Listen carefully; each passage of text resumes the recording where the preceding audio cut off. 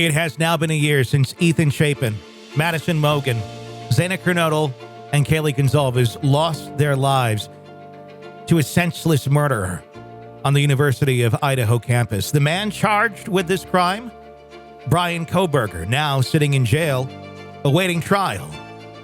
All this weekend, we're going to take a look back at the conversations, investigation, and interviews that we've conducted the last 365 days on this case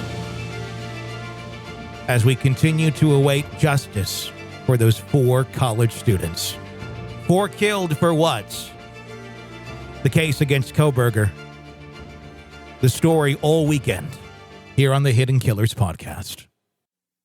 This is an examination of the hidden human condition. This is the Hidden Killers podcast. The Hidden Killers podcast. With Tony Brueski. We're talking about DNA in the case of Bryan Kohberger and the knife sheath.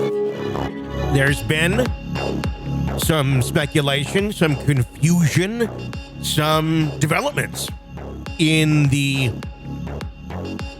case of that piece of evidence.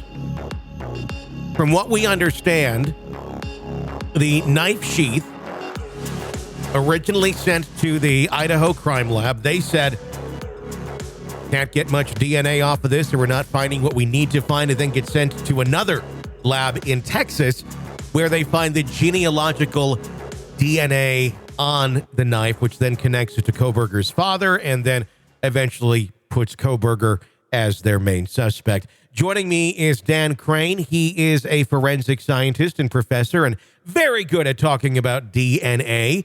Dan, thank you for joining us. Can you give us some insight into this with your expertise? Well, I'll do my best. Very candidly, the dribs of information that are coming out are raising more questions for me than they're helping me develop some answers. But I'm happy to share my thoughts. Sure. So it's my understanding that what they did is they found a knife sheath at the crime scene.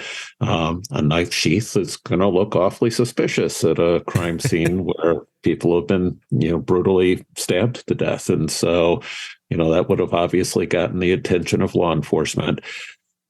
They did what I would expect law enforcement to do. They sent it to their known, trusted colleagues in the Idaho State Crime Laboratory. And the people at the Idaho State Lab apparently took samples from the knife or the knife sheath and arrived at some conclusions. And exactly what the conclusions are isn't entirely clear to me. Mm-hmm. But it does seem as if they essentially have determined that there's nothing to see here.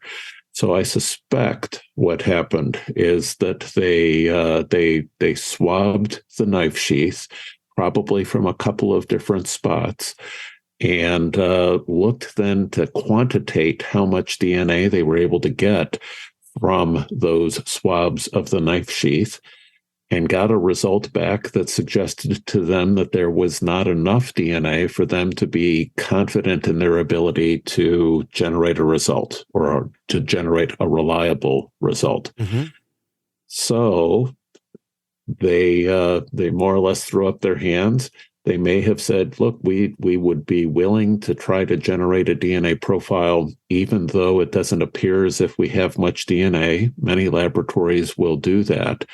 But they may have also said, however, you might want to consider sending this to some other laboratory that specializes in these very low amounts of DNA.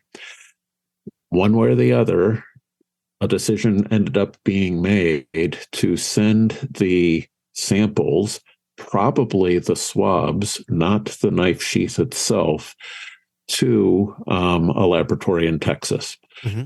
And it appears as if the lab in Texas, what made them special is that they focus on using information off of the Y chromosome to help them get an insight into the paternal lineage, the paternal ancestry of somebody who's contributed to a sample. So, the male line of the family. Mm-hmm. And so it's possible that the Idaho State Police Laboratory had not developed the ability to do testing of the Y chromosome. Some labs have, some labs haven't. And it may be that that's why this Texas lab got involved as well. But regardless, the Texas lab got information off of the Y chromosome. And then it appears as if they used that information to search a genealogical database to see if others who had been interested in their ancestry had submitted DNA for which there was a Y chromosome that looked like it came from a male relative of whoever had left their DNA on the knife sheath. And that, in turn, seems to have led them to Kohberger's parents' home in Pennsylvania. And there, law enforcement took DNA from the trash and, I presume, confirmed the YSTR or the Y chromosome DNA test results that were part of the ancestry submission, and confirmed that indeed it looked like a male relative of somebody who lived in that household in Pennsylvania may have left their DNA on the knife sheath. And that in turn led them to see, could a male relative have been in the area? And then suddenly they find that the son is a student who lives, 10, 20 miles away from the crime scene, and the rest then becomes history. Wow. And that's the journey of the DNA. With all that and twisted story. With all that being said, is any of that refutable? Is there any questions that, or any holes that a defense could poke into this and leave some doubt in a juror's mind of the legitimacy of that DNA, with one lab not really coming up with much initially, but that second one finding something? Obviously, there was something there on the knife sheath, whether the one lab could find it or not. I think the question will be, well, why could that first lab not find it or enough DNA to make some sort of match? So let me speak to that question of yours first, and then I'll, if I forget, remind me to tell you what I think it might be a very effective defense strategy, okay, which would be separate. Again, given the circumstances of the crime, it seems really apparent that there was an abundance of biological material at the crime scene, blood, right, all over.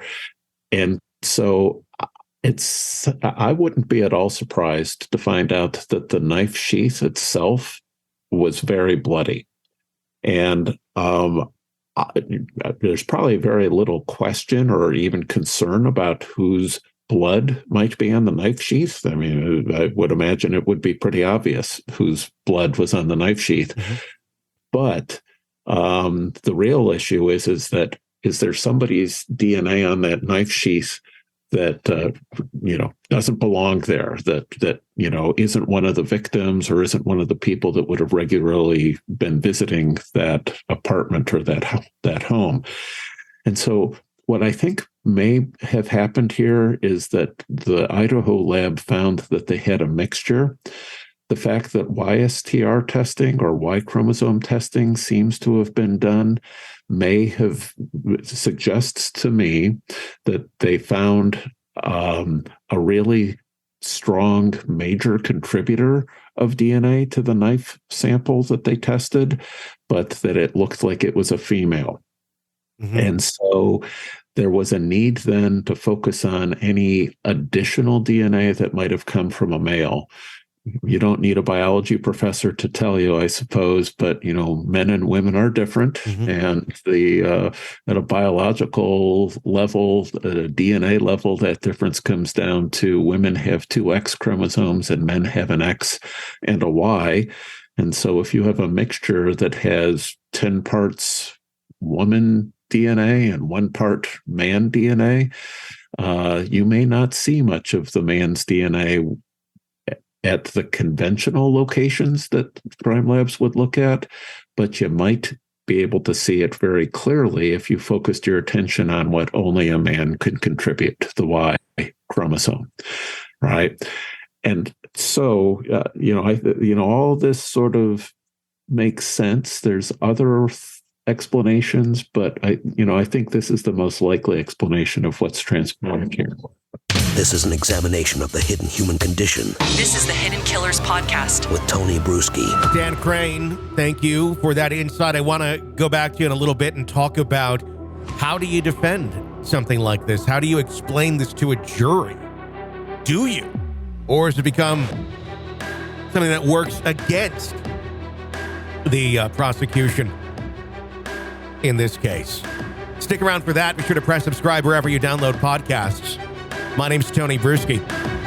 Stay with us.